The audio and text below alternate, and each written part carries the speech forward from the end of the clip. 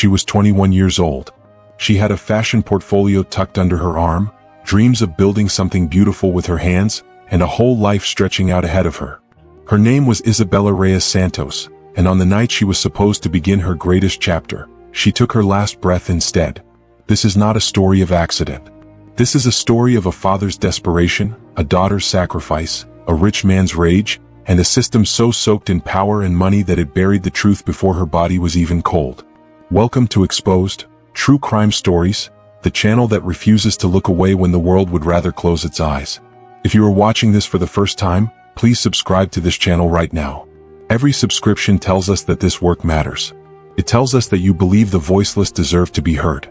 And it pushes us to bring you more stories told with the honesty and care they deserve. Hit that subscribe button and let us keep going together.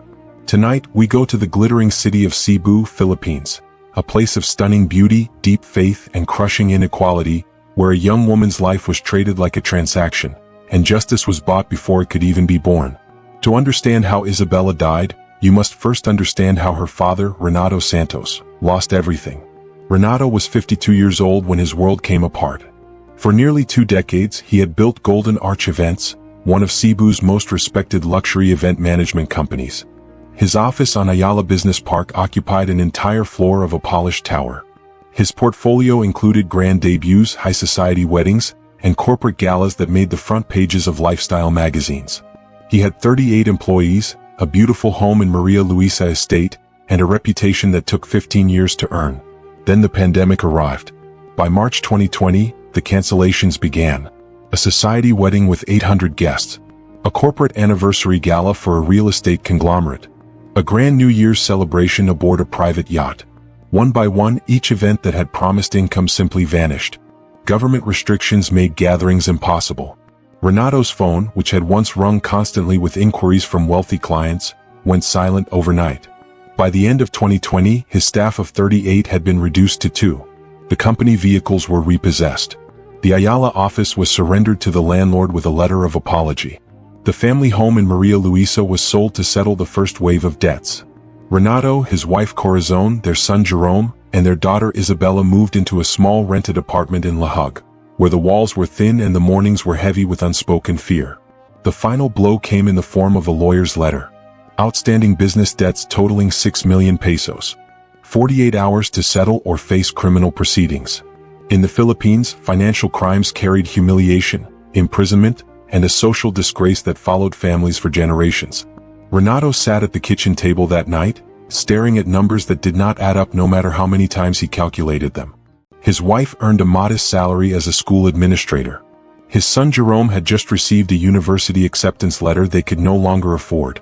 And his daughter Isabela had just returned from abroad, her degree in her hands, her whole future waiting to be written. It was in the hollow silence of that kitchen that Renato remembered Deepak Anand Nair. Deepak Anand Nair was 58 years old and had built one of the largest private shipping and logistics empires operating across Southeast Asia. Born in Chennai, Tamil Nadu, India, he had arrived in the Philippines in his early 30s with sharp instincts and a relentless appetite for expansion. Over 2 decades, his company, Nair Pacific Logistics, grew from a modest freight forwarding business into a sprawling network of vessels, warehouses, and port contracts stretching from Manila to Cebu to the ports of Mindanao. His wealth was absolute. His penthouse in Cebu Business Park was furnished with artifacts collected across Asia. His fleet of personal vehicles was legendary in social circles. Politicians visited him, not the other way around. But beneath the surface of all that power was a man whom no amount of money had ever truly satisfied. 3 marriages had ended in bitter separations. Each wife had eventually found the courage to leave, driven out by a controlling personality that monitored their every movement, and a temper that transformed without warning from charm into something darker and more dangerous. His second wife had fled to Manila with their 2 children. His third had returned to India entirely, refusing all contact. At 58, Deepak Nair lived alone in his tower, surrounded by people who feared his influence and served his comfort. He was deeply lonely in the particular way that powerful men become when they have spent their lives acquiring everything except genuine human connection. And that loneliness had curdled, over time, into something possessive and desperate. He wanted a young wife, beautiful, educated, and, most importantly, unable to escape the cage of his wealth and status. When Renato Santos arrived at his office wearing his last remaining barong and carrying the dead weight of 6 million pesos in debt, Deepak Nair received him with the quiet patience of a man who already knew the shape of the conversation before it began. Years before, Renato had organized a spectacular dinner event at a private resort in Mactan for Deepak Nair's business associates. The magnate had been impressed enough to send a personal commendation letter afterward. That old professional history was the only currency Renato had left. The conversation began politely enough, as these conversations always do when one man holds all the power and the other holds none. Deepak asked about the family. Renato, with the instinctive pride of a Filipino father, lit up when describing his daughter. Isabela's honors degree from a fashion school in Singapore. Her exceptional talent. Her plans to launch a sustainable clothing line inspired by indigenous Visayan weaving traditions. Deepak asked to see a photograph. Renato pulled out his phone without a second thought. On the screen appeared image after image of a young woman with warm brown eyes, long dark hair, and the kind of quiet, luminous beauty that photographs can never fully capture. Deepak studied the images in silence, with a focus that was less admiration than calculation. The proposal that followed was delivered with the clinical efficiency of a business transaction.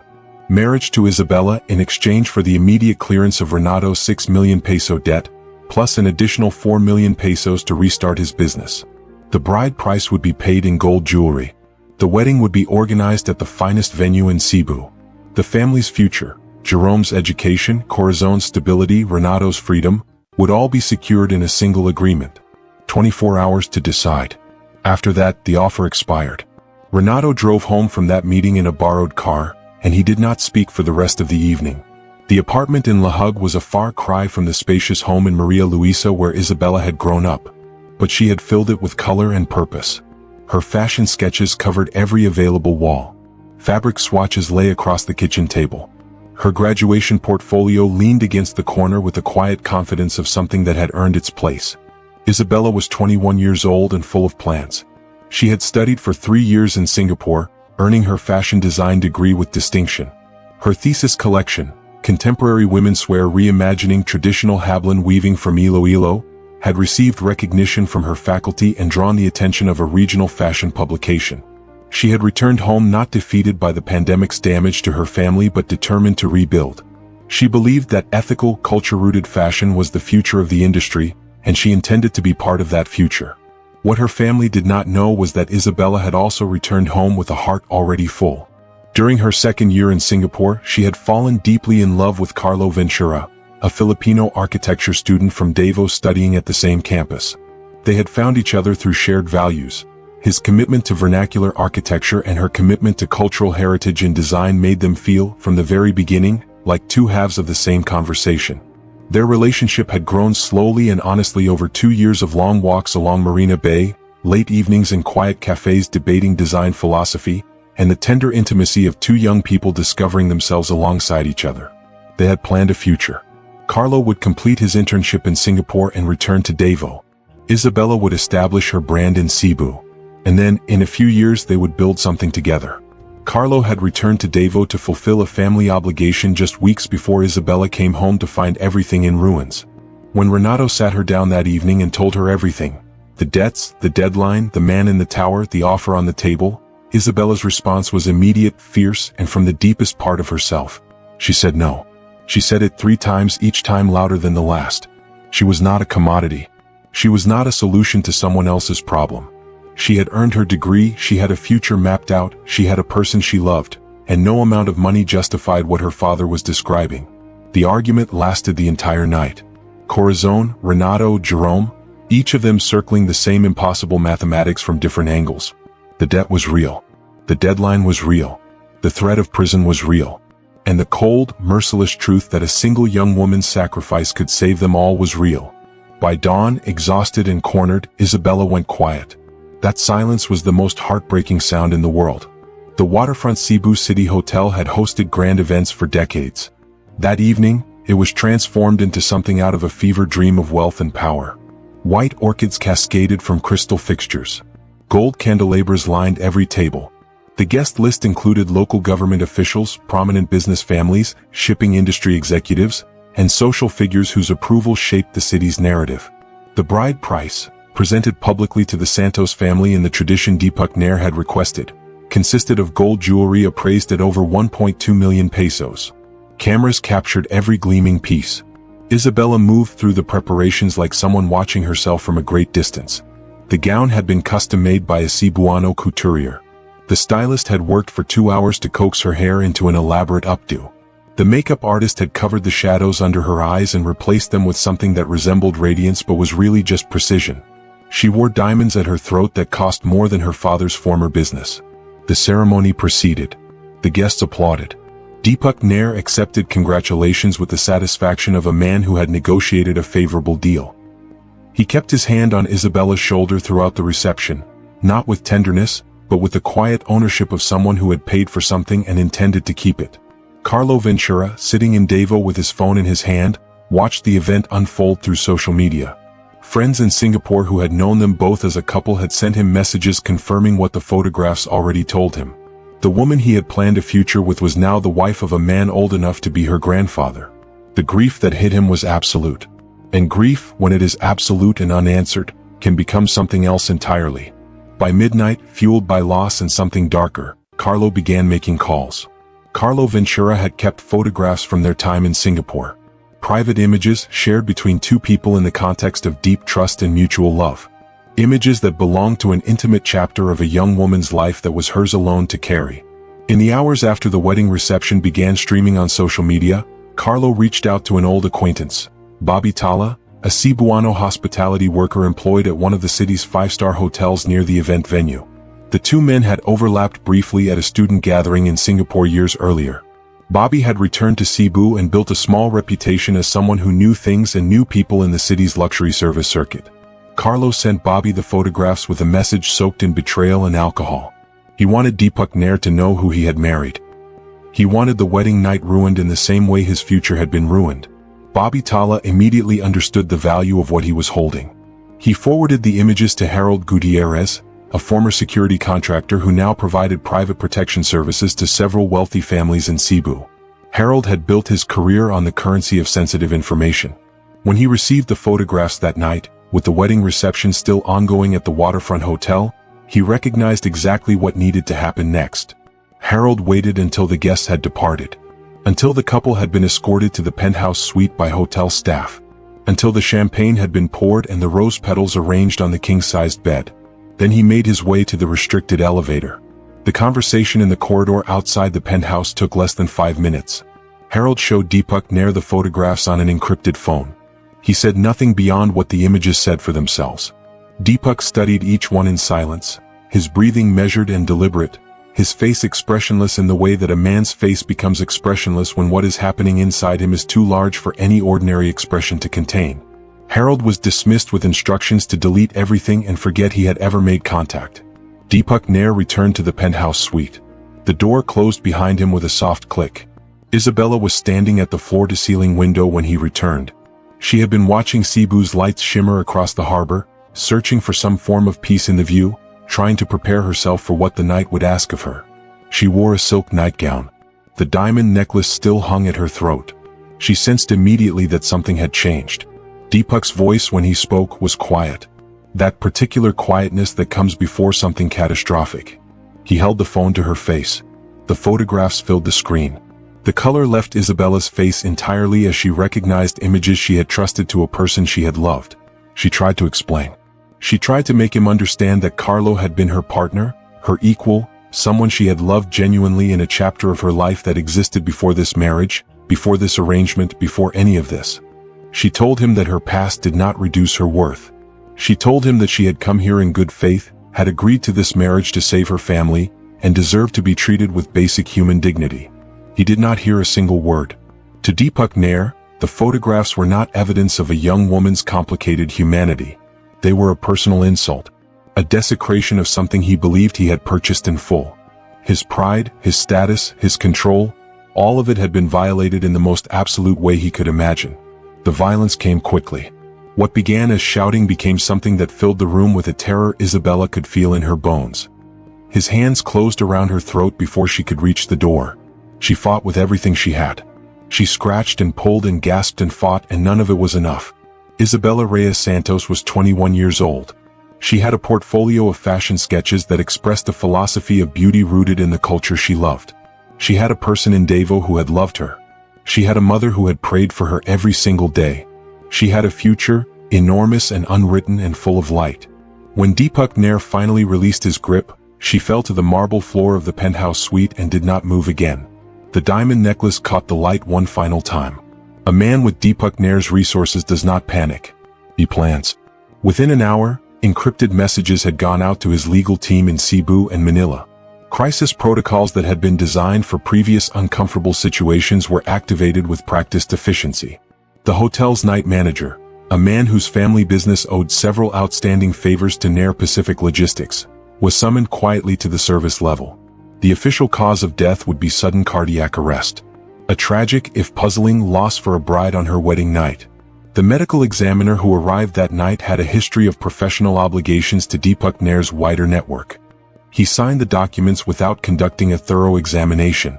The family's Catholic faith provided a socially accepted framework for the swift burial arrangements. A final act of respect, the lawyers framed it, for a young woman whose body deserved to rest without delay. That framing provided convenient justification for a timeline that would make thorough forensic investigation nearly impossible. There had been a witness. Rowena Bautista was a 36-year-old housekeeping attendant at the hotel, a mother of 3 from Talisay City whose earnings supported her children and her aging parents living just a short distance away in the same province. She had been on her late-night rounds, restocking the penthouse-level supply closet, when the sounds from inside the bridal suite reached her through the thin service corridor wall. Raised voices, struggle, a desperate sound she would never be able to forget. And then silence. Rowena stood in that corridor holding her cart, and she understood exactly what that silence meant. Her contract was terminated 3 weeks later on grounds of an administrative irregularity that had never once been raised before. She was quietly let go and returned to Talisay City with nothing but a modest sum deposited into her account. Generous enough to be unmistakable, silent enough to function as a warning. The medical examiner received a professional commendation and a quiet resolution of a personal debt that had troubled him for years. The official file was closed. The phone call to the Santos family came at dawn. Deepak Nair's personal assistant delivered the news with rehearsed sorrow and careful phrasing. Cardiac arrest. She had been overwhelmed by the emotion of the occasion. The Nair family expressed its devastation at the loss of its beloved bride. Renato Santos collapsed when he heard the words. The man who had sold his daughter's future to save his family now understood the full weight of what he had done. The community mourned with the genuine tenderness that Filipino communities offer to the bereaved. Masses were said. Neighbors brought food. Friends from Isabella's university days sent condolences from Singapore and across the archipelago. Beneath the surface of that mourning, whispers moved like water through cracks. Young women do not die of heart failure on their wedding nights. Deepak Nair's legal team managed the aftermath with the smooth competence of a firm that had done this kind of work before. Additional financial support flowed to the Santos family, generous enough to secure Jerome's university education and restore some measure of stability to the household. Renato accepted it with the hollow compliance of a man whose grief had consumed every other instinct. He threw himself into rebuilding Golden Arch events with the manic energy of someone who needed not to think. But Corazon Santos could not be bought. She stopped eating normally within weeks of her daughter's burial. Her hair went from dark to entirely gray in 3 months, as though grief had literally drained the color from her. She spoke to Isabela constantly, at the dinner table, in the kitchen, at the small altar she kept in the corner of the bedroom. She set 2 plates for every meal. She bought fashion magazines and left them on Isabela's old bed, discussing the new collections with someone who would never respond. When the grief became too loud to contain, Corazon appeared at the lobby of Deepak Nair's Cebu Business Park office building, clutching a photograph from the wedding and screaming accusations that made the security guards freeze in place. She called him a murderer. She called him a monster. She called out his name in a voice that was equal parts accusation and prayer. Deepak Nair never came down from his floor. His lawyers arrived within 40 minutes, accompanied by psychiatrists who documented her condition as severe grief-induced psychosis. She was committed to a private facility in Mando City. Her care was funded anonymously. The confidentiality agreement was firm. Renato visited every Thursday.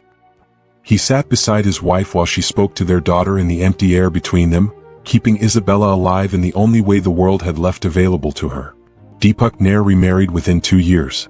A carefully vetted arrangement with extensive preconditions. He attended social functions. He expanded his logistics network. His name appeared in business publications alongside words like visionary and pioneer. The truth sat buried beneath marble floors and legal agreements and the purchased silence of everyone who had been in the right place at the wrong time.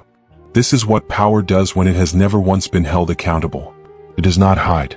It decorates itself in philanthropy and press releases and respectable business titles, and it keeps moving forward because no one with the authority to stop it has ever chosen to. Isabela Reyes Santos deserved a life. She deserved the fashion line she had sketched in a small apartment in La Hague, the creative partnership she had imagined alongside someone who saw her fully, the mornings she would never have the chance to wake up to. She was let down by desperation, by tradition, by a system that looked at a young woman and calculated her value in pesos. Her story is not unique. That is the most devastating truth of all. At Exposed, True Crime Stories, we believe that bearing witness is an act of justice. Every story we tell is our way of saying, you will not be forgotten. The powerful will not always decide what history remembers. If this story moved you, if it made you feel the weight of what is at stake when voiceless people are silenced, please subscribe to this channel. Your subscription is not just a click. It is your way of standing with us, of telling us that this work matters enough to continue. It motivates us deeply, and it pushes us to tell each story with the care and honesty it deserves. Share this video. Leave a comment. Tell someone what you learned today. Because the most dangerous thing that can happen to a story like Isabela's is that nobody hears it. We will keep telling the truth. Please stay with us.